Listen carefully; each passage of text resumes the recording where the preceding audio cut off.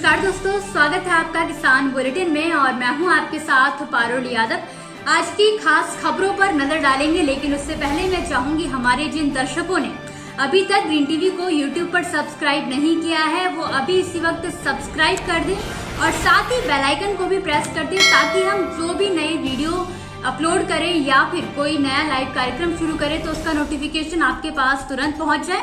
इसी के साथ आप चाहें तो ग्रीन टीवी को फेसबुक पर लाइक और फॉलो करने के साथ साथ इंस्टाग्राम और ट्विटर पर भी फॉलो कर सकते हैं और साथ ही ग्रीन टीवी के फेसबुक ग्रुप किसान के मन की बात से जुड़कर अपने मन की बात सीधे पहुंचा सकते हैं ग्रीन टीवी तक।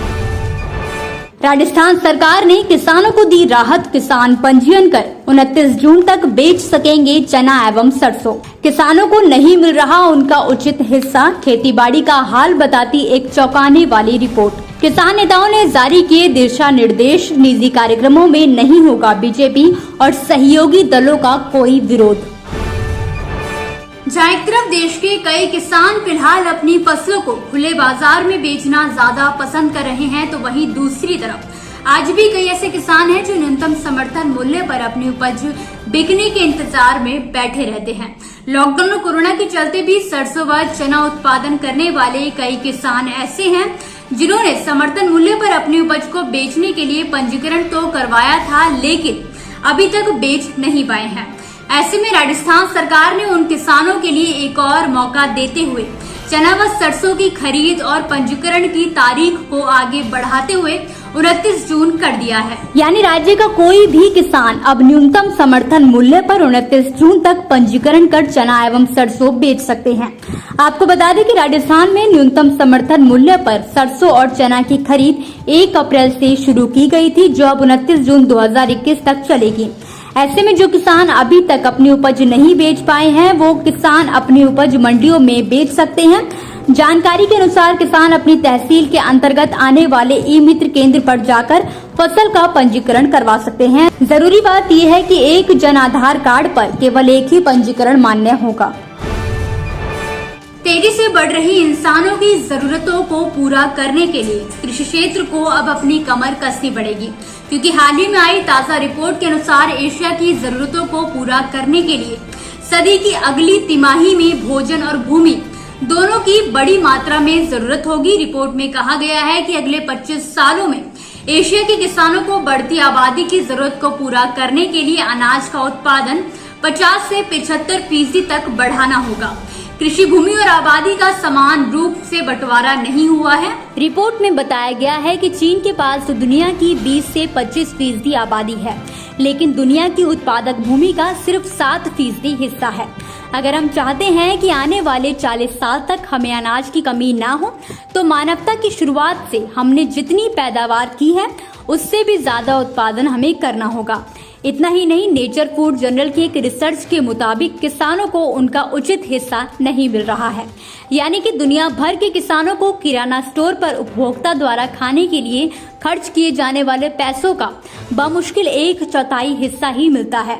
इस रिसर्च के वरिष्ठ शोधकर्ता कॉर्नेल विश्वविद्यालय के क्रिस बैरेट जोगी की माने तो वैश्विक खाद्य अर्थव्यवस्था में अधिकांश मूल्यवर्धन कृषि पर नहीं है।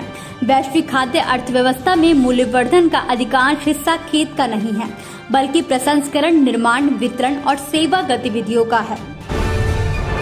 कृषि कानूनों को लेकर पिछले काफी लंबे वक्त से छिड़ी केंद्र सरकार और किसानों के बीच जंग अभी भी जारी है। किसान लगातार केंद्र सरकार का विरोध करते नजर आ रहे हैं।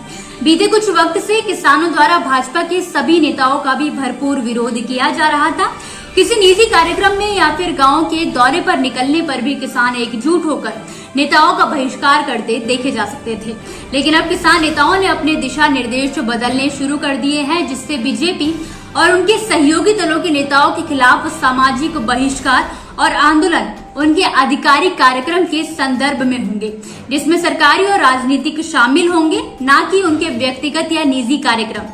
जैसे कि शादी और अंतिम संस्कार के जुलूसों में भाग लेने के लिए उनका सामाजिक बहिष्कार नहीं किया जाएगा। किसान नेताओं की ओर से ये घोषणा सोमवार को टोहाना में अधिकारियों और आंदोलनकारियों किसानों के बीच एक सप्ताह के गतिरोध को हल करने के बाद की गई है।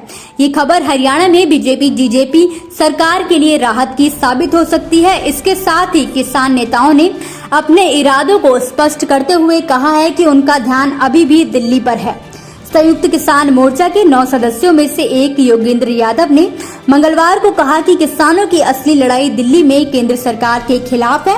उन्हें बार बार छोटी सरकारों से उलझने की जरूरत नहीं है। बीजेपी और उसके सहयोगियों के विधायकों, सांसदों और अन्य प्रतिनिधियों के खिलाफ उनका विरोध हरियाणा और अन्य राज्यों में जारी रहेगा, लेकिन ये विरोध केवल सरकारी और राजनीतिक कार्यों के लिए होगा, निजी आयोजनों के लिए नहीं। तो दोस्तों, आज के किसान बुलेटिन की बड़ी खबरों में फिलहाल के लिए बस इतना ही। आप मुझे दीजिए इजाजत, कल फिर हाजिर होंगे कुछ नई खबरों के साथ। तब तक के लिए आप देखते रहिए ग्रीन टीवी और घर पर रहें, स्वस्थ रहें। जाने से पहले अगर आपने अभी तक ग्रीन टीवी को सब्सक्राइब नहीं किया है तो अभी इसी वक्त सब्सक्राइब कर दें और साथ ही बेल आइकन को भी प्रेस कर दें ताकि हम जो भी नया वीडियो अपलोड करें उसका नोटिफिकेशन सबसे पहले आपके पास पहुंच जाए। फिलहाल मुझे दीजिए इजाजत, नमस्कार।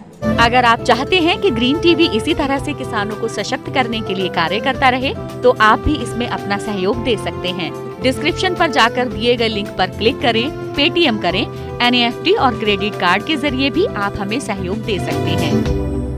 अगर आप हमारा ये वीडियो YouTube पर देख रहे हैं तो हमारे चैनल को सब्सक्राइब करें और अगर FB पर देख रहे हैं तो इसे लाइक करें और शेयर करें।